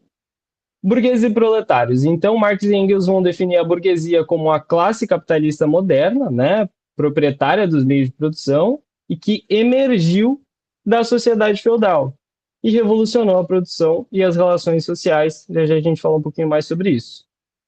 E o proletariado, a classe dos trabalhadores assalariados que não possuem meios de produção e vendem sua força de trabalho para que possam sobreviver. Aqui embaixo eu já trouxe uma frase que está lá, né, no Manifesto Comunista, e para mim é Marx e Engels tacando fogo, né, mostrando para o proletariado que precisa ter sangue nos olhos, dá para resolver isso daí, mas precisa realmente fazer, né? Não dá para só esperar, precisa fazer algo para mudar esse cenário. Então, a frase que eu trago ali é: de todas as classes que hoje em dia se opõem à burguesia, só o proletariado é uma classe verdadeiramente revolucionária. As outras degeneram e perecem com o desenvolvimento da grande indústria. O proletariado, pelo contrário, é o seu produto mais autêntico, né? Então, o proletariado como produto da burguesia, né? Produto criado pela burguesia, e as relações se tornaram mais próximas, né? Maior vínculo, porque o proletariado convive ali dentro de fábricas, dentro de indústrias, em maior número em relação ao dono, aos supervisores, né? Então, tem o poder dessa união, né, de lutarem pela mesma causa e estarem próximos o suficiente para tecerem ali alguma forma de sair dessa clausura, né, causada pela burguesia. Eu tenho uma pergunta para fazer para vocês ainda naquele slide, até para falar a verdade, até para a gente já não passar para o próximo ponto. A minha namorada, ela é mestranda, e aí a gente estava conversando e ela me pontuou uma coisa que eu achei bem interessante, e ela sugeriu que eu perguntasse para vocês. Pensando no cenário atual, né? A pergunta é: os influenciadores sociais, os influenciadores digitais, perdão, a qual classe eles pertencem? À burguesia ou ao proletariado?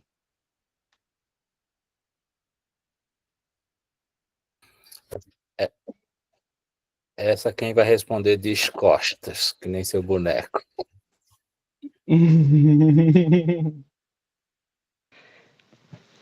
Eu acho que talvez partindo do pressuposto que o Pablo tinha dito, da questão de o pobre, mesmo ficando rico, ele vai continuar pobre. Eu acho que ele acaba sendo proletariado, o influencer, né? Porque muitos vieram de uma classe social humilde e tudo mais.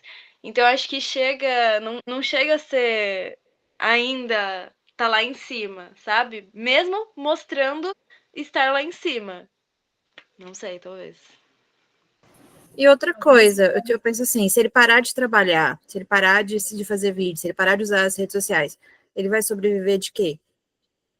Então, e trabalhando para quem? Se pensar, lembrando que muitos nem têm formação. Eu entendo que o fato dele ser influenciadores digitais não colocam ele numa classe ou na outra. Eu acho que são coisas diferentes, né? O conceito de classe, inclusive, apregoado por Marx, surge com Marx, que até então se utilizava uma outra forma de se referir às pessoas que trabalhavam. Você tinha pessoas que trabalhavam com uma coisa, profissionais de uma coisa, profissionais de outra. Marx que criou esse conceito de classe, fixando quem domina e quem é dominado. Então, se nós formos partir do pressuposto de ideologia, a gente poderia dizer que o influenciador digital ele tem uma aspiração a ser dominante. Por outro lado, ele vem de uma classe dominada, né? Então, o fato dele ser influenciador digital, do meu ponto de vista, não o coloca numa classe social ou na outra. Mas a atividade dele o aproxima de uma coisa ou de outra, dependendo do critério que a gente quer olhar. Mas ele não é dono dos meios de produção, né? Ele é dono do meio de produção do que ele está produzindo. Não. Ele está produzindo um conteúdo, ele está produzindo material monetizado, ele está fazendo dinheiro com aquilo. Não, mas quer ver? Ele produz conteúdo no YouTube. Se o YouTube sai do ar... Não, mas a gente também tem que levar em conta também os que, além disso, tornaram disso uma empresa, né? Então, por exemplo, muitos, por exemplo, como Boca Rosa, que tornou uma marca mesmo, né? Então, ela já tem marca de maquiagem. Então, assim, se cair, por exemplo, a rede social dela, ela continua tendo a marca dela. Talvez eu acho que é uma questão de, eu acho que é o critério que você vai olhar para a pessoa, vai depender da forma como você está observando aquilo. Sim, né? Com certeza. Então, no caso, cai o YouTube, mas um digital influencer não publica só no YouTube, ele utiliza diversos meios, diversas mídias. Tem aí no caso da Boca Rosa aí, que criou uma marca, e tem outros também, né, que tem no mercado. Então, eu não vejo ele nem como um proletário e nem como uma classe dominante. É tudo uma questão, assim, ele se posiciona como sendo dono daquilo que ele produz, então ele se enxerga como um capitalista que administra, que produz um conteúdo, alguma coisa, mas ele é emergente da classe dominada. Né? Então, eu acho que é tudo questão de ponto de vista, de como você vai, qual o critério que a gente vai usar para poder classificar um indivíduo. Até porque todos precisam da classe dominada, né, para poder ter alguma coisa, né? Só que o influencer, ele precisa muito mais da classe dominada. Gente, vamos trazer para a chave marxista? Trazendo para a chave do Marx, que o Marx fala de proletariado, burguês, Proletariado. Não tem jeito. E aí depois a classe, depois a teoria marxista, ela se amplia para a classe média, ou essa classe aí de transição, que é essa classe que quer sair do espaço do proletariado para se tornar burguês, mas não vai conseguir, porque há outras forças que o impedem, né? Essa pessoa não detém os meios de produção. Não importa se ele ganha 1.000 ou 1 milhão, ele não detém os meios de produção. Ele é proletariado. Certo? Olhando para uma chave marxista, claro, ele não é burguês, do ponto de vista marxista. Não é. E nem será. Tá? Então, nós não estamos falando aqui de ganho de capital, de dinheiro, de quanto dinheiro o cara ganha. Olhando para uma chave marxista e colocando essa pessoa dentro de uma chave marxista, ele não é burguês. Né? Ele não detém esses meios de produção. Não é ele que decide. Né? Ele está sempre dependendo de outros, em alguns momentos. E na sociedade conectada que a gente vive, mais ainda isso, né? O que acontece, aí isso vai ser legal quando a gente for falar de fetiche, é essa ilusão de ótica, que aí isso tem um pouco a ver com o que Marx fala sobre quando ele fala sobre essa questão da inversão dos espelhos invertidos, né? Que a sociedade produz e que faz algumas pessoas pensarem que não, eu não sou mais proletariado, agora eu estou em ascensão. Isso é uma utopia. Isso é uma utopia não, né? Nem utopia, porque do ponto de vista marxista e do ponto de vista do Michael Lowy, a utopia é legal, né? Mas pensando em termos semânticos aqui, isso é uma fantasia, isso não existe, né? Isso é muito efêmero. É muito efêmero, né? Extremamente efêmero, que é essa ilusão de ótica que o capitalismo produz, né? Ele produz efemeridades, ele produz miragens que parecem palpáveis, mas são totalmente abstratas. A gente não pode perder isso de vista. E nós não estamos falando aqui de uma coisa, é aquela senhorinha do vídeo do Pablo gastando 500 mil reais para comprar uma bolsa. Ela detém os meios de produção desde sempre. Né? Outra coisa é um influenciador digital, um moleque de 20 anos aí que fez uma dancinha do TikTok e vai lá e compra uma bolsa de 500 mil reais. São duas pessoas diferentes, muito diferentes, olhando pela chave marxista.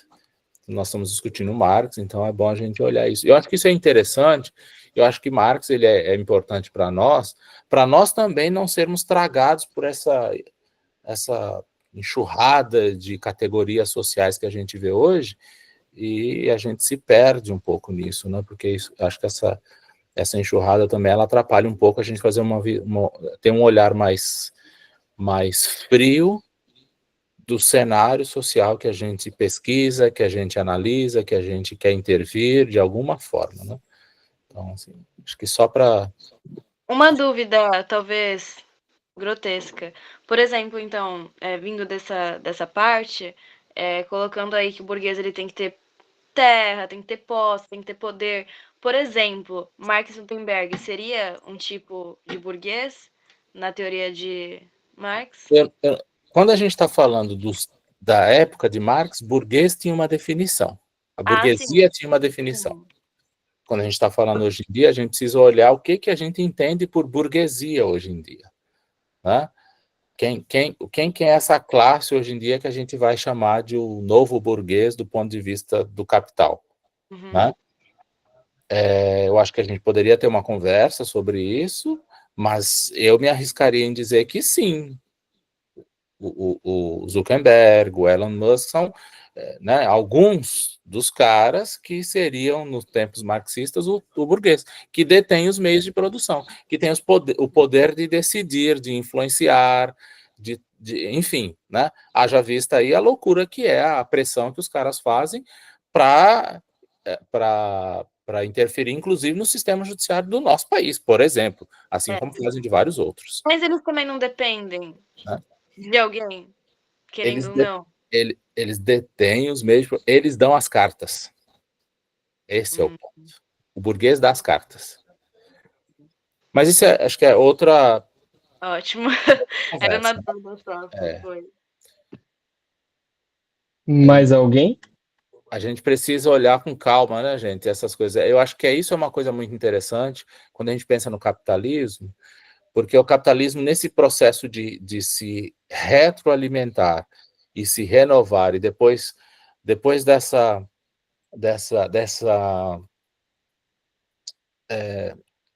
tô pensando numa metáfora aqui, né? Mas depois dessas injeções, dessa falácia da globalização, da injeção dessa falácia do neoliberalismo, né, que eu não sei, não chamaria de falácia, mas eu chamo de miragens, né? Essas miragens, elas vão produzindo várias miragens, isso vai criando na sociedade uma série de miragens e a gente não consegue mais filtrar quem de fato é quem, em que lugar eu estou. E aí a gente vai ter o que o Vinícius falava agora há pouco, né? O CEO, que é microempreendedor individual. Então o cara se sente o CEO, e ele de fato, do ponto de vista semântico e etimológico da palavra, ele é CEO, mas ele vai ganhar no máximo R$2.500, R$3.000 por mês vendendo bolo de pote. Mas mesmo que ele ganhe milhões, né, Rubens? Mesmo que ele ganhe milhões, ele não ele não é o detentor dos meios de produção. Esse é o ponto. Não é o detentor. Meu filho tem 14 anos e essa semana ele veio com piadinha de CLT, de não querer ser CLT. É isso. Eu falei, filho, deixa eu te perguntar uma coisa, você quer aposentar alguma vez na vida? É a miragem que o capitalismo vai produzir. Ele tá gritando que ele não falou isso. Não, ele não falou isso. Ele trouxe de alguém que falou, mas enfim. Mas são essas miragens. São essas miragens. Então, assim, a minha percepção do ponto de vista sociológico, né, é que hoje o capitalismo, até para ele ganhar fôlego, ele precisou se reinventar. E aí ele foi criando miragens, uma infinidade de miragens. E essas miragens vai criando uma infinidade de categorias sociopolíticas e econômicas na sociedade que não tem rastro histórico muito claro. E gera uma confusão na mente das pessoas, e as pessoas começam a se perder nisso. E isso é uma estratégia, né, biopolítica e necropolítica também. Na verdade, é uma estratégia, né? Rubens, deixa eu só jogar uma pimenta. Deixa eu só jogar uma pimenta nessa história toda, nesse conceito, que não é para a gente discutir hoje, senão a gente não para aqui, né? Mas, puxando daquilo que a gente estava conversando, que a Mônica estava falando agora há pouco, né?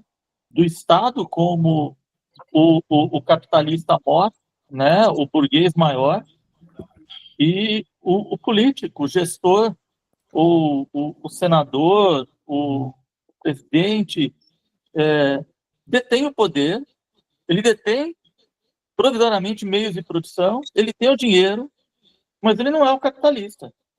Ele não é o burguês, no sentido marxista da palavra. Pois é, né? mas se Porque ele não servir ao capital, tiram ele. Porque aquilo é transitório. Ele está numa posição e ele deixa de ser depois. Porque ele fala em nome do Estado, não é em nome dele. Mas, gente... Mas isso aí é uma outra discussão. É assim, Becker, ó. Olhando para o pensamento marxista. Sim. O político, né, se ele não pertence, ele representa essa classe burguesa e serve aos interesses dessa classe. Ele está ali por essa classe, né? Por isso o Estado ele existe e quem dá fôlego para o Estado enquanto Estado ele personifica, né? Ele personifica o Estado. Não, o Estado personifica a classe burguesa. O Estado ele resiste, ele é oxigenado, ele é a ferramenta que a burguesia usa para poder manter, né, para poder continuar sustentando, mantendo os meios de produção. É bem interessante essa discussão, acho que o Robson está acompanhando aqui, Mas acho que a gente precisava conversar com calma para ir fazendo essas separações, porque é muito louco isso, né? Se a gente não para com calma e olha, a gente mistura tudo num saco só e vira uma confusão. Mas é muito interessante isso, Beca, que você traz, que o Gustavo trouxe, que a Mônica trouxe. Quem é quem no jogo do tabuleiro, né? E é muito interessante. Depois que a gente entende quem é quem, aí a gente surta, né? A gente surta, né? Até porque é muito mais fácil classificar, né? Porque se não fosse classificar, não teria, ninguém ia ser a favor do capitalismo.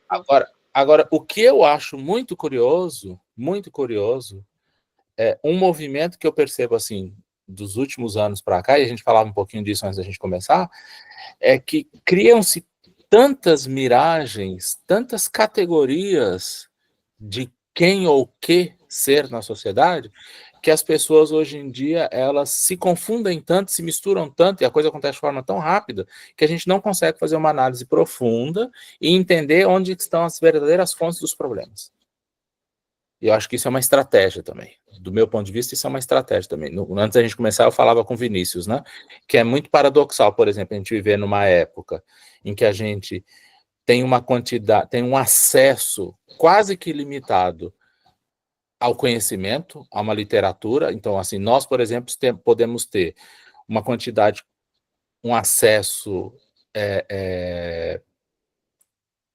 fabuloso a uma literatura, a livros, a obras importantíssimas da história da humanidade, obras sociais, políticas, econômicas, históricas e tudo mais, né?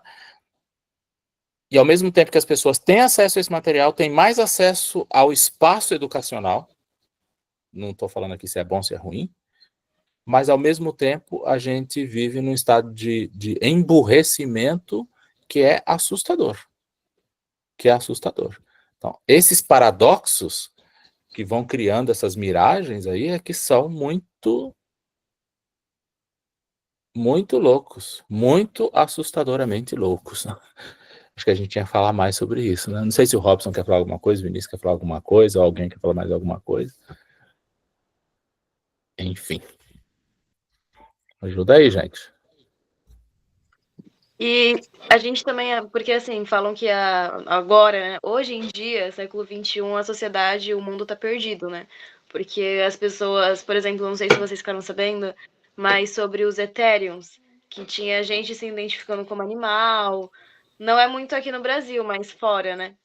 E aí, realmente, eram pessoas se identificando como cachorro, como onça, enfim. E aí, os conservadores, não só conservadores, mas muita gente estava falando, meu Deus, que coisa maluca, que coisa doida.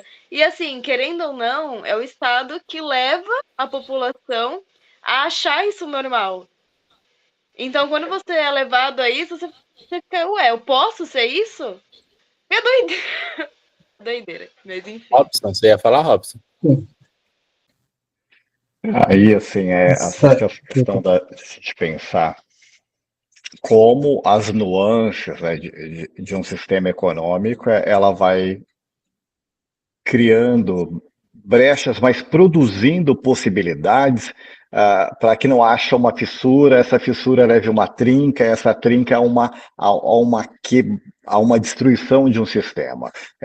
Portanto, a cada momento em que um sistema econômico, e esse que é vigente, que é ultra neoliberal, né, dentro da sociedade burguesa, que é o capitalismo, ele te dá possibilidades de talvez de novas pílulas dessa possibilidade de uma ilusão. Por exemplo, a ideia da meritocracia traz o empreender, o empreendedorismo. Eu me considero empresário do meu boteco, da minha barbearia, e com isso, aquilo que o Vini havia comentado também, né, você tem a sua ideia da liberdade. Ok, eu sou o patrão de mim mesmo, eu produzo aquilo que eu consigo fazer sem depender de ninguém, de tal ponto de vista, né, de tal modo que a precarização do trabalho seja vista como uma liberdade, né, nos sistemas de entrega, por exemplo, de iFood, da uberização, da plataformização, e isso chega aos influencers, né? Os influencers, se a gente pudesse pegar uma ideia para abstrair dentro do pensamento e da teoria a marxista, a gente poderia chamar isso de um subproduto do capital, mas super precarizado, que não tem lugar sequer entre proletários, entre patrão e empregado, porque é uma subcategoria de uma ideia de pertencimento que fica nesse lugar do Foucault ali, solto, né? Então, mas que gera uma ideia de pertença, né? E aí está a docilidade, né? Que gera essa intriga. De um lado, eu quero me libertar, do outro lado, existem monstros, né, nessa onda do ataque a qualquer ideia ou a essa figura do comunismo.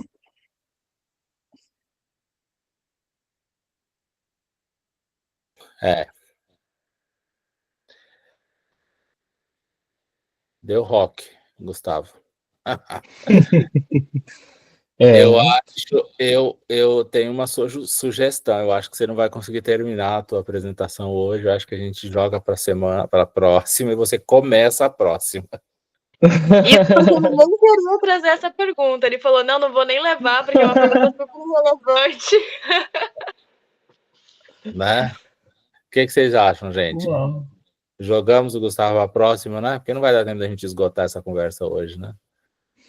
Então tá ótimo. Bem, a pergunta era realmente relevante, né? Obrigado, Pablo, obrigado, Mônica.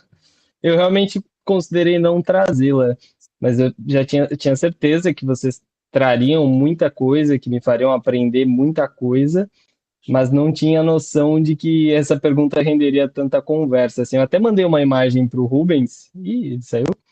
Seria interessante se ele mostrasse para finalizar, porque eu acho que é uma imagem que representa exatamente tudo que todo mundo falou. Tipo, uma imagem que concorda com vocês, ainda que vocês não tenham concordado, né? O Becker falou uma coisa, a Gabi falou outra, a Mônica falou outra, mas eu acho que essa imagem resume tudo isso. Diria que os influenciadores digitais estão ali no meio. É realmente muito doido. Gente, obrigado, então. Eu não sei, Gustavo, se eles estão no meio, se eles são os de cima, se eles são os de baixo, né? Eu acho... Não, de cima, com certeza, não. O sapato... Não sei. O que eu sei é assim, que eu acho que a gente tem essa coisa do capitalismo que produziu, no meu entendimento, miragens. Globalização, né? Produziu liberalismo, globalização, neoliberalismo e outras miragens mais. E isso vai criando uma série de confusão social, né? E a gente precisa parar com calma e olhar. Assim. Meu convite é esse. Talvez eu esteja muito equivocado, e aí aqui a gente tem que... A gente é um fórum, né, gente, de discussão, e que todo mundo pode contribuir, por favor, né?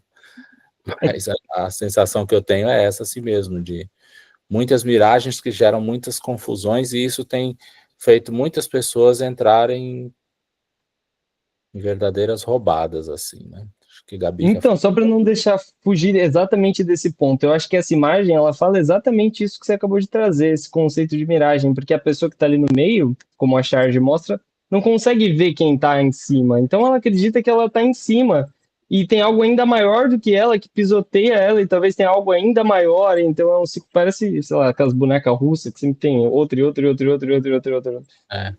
Enfim.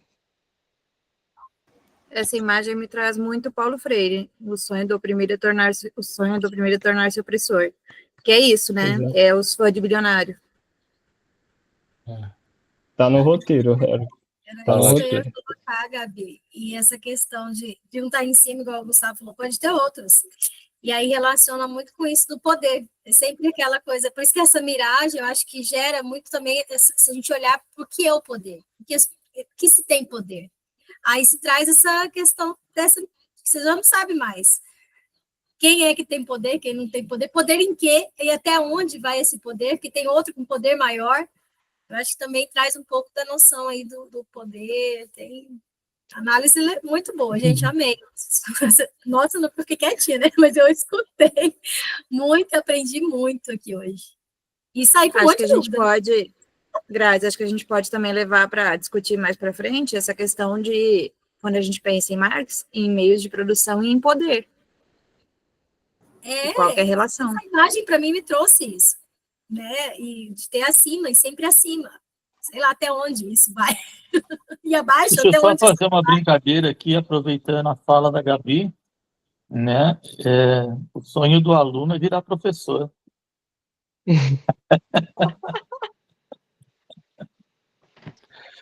Para poder gente. fazer o que o professor não fez com o aluno, né? Com certeza.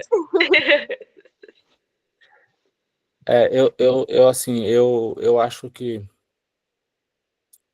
é legal a gente olhar para tudo isso, né? E olhar do ponto de vista sociológico. Nós estamos aqui pleno 10 horas da noite, porque nós nos preocupamos com pessoas, né? Todos nós, né? Em nossas pesquisas, em nossas leituras, a gente gasta dinheiro para poder ajudar pessoas, né?